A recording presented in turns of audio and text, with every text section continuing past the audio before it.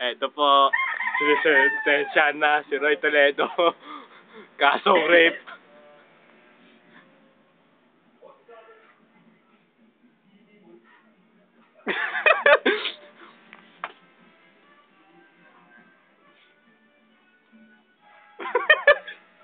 May Froilan, huwag kang usapan to tapos ikaw Ganun ba ito? Ba't siya usapan sir?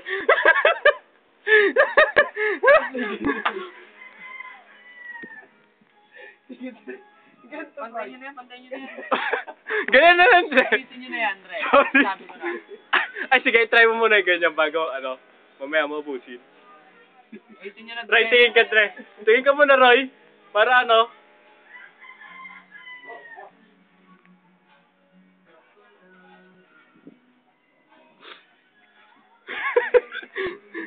nagpagapit ka kay Maynard, Dre. Maynard Chavez. hindi kay Maynard sa bakla. Busy siya si Dre. Pag-uisip ka, Dre. Kahit tinunong usapan eh.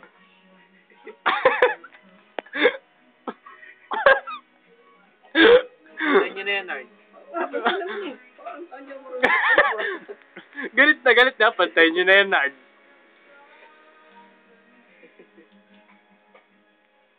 Kumuha mo na si Dre. Si Raymond.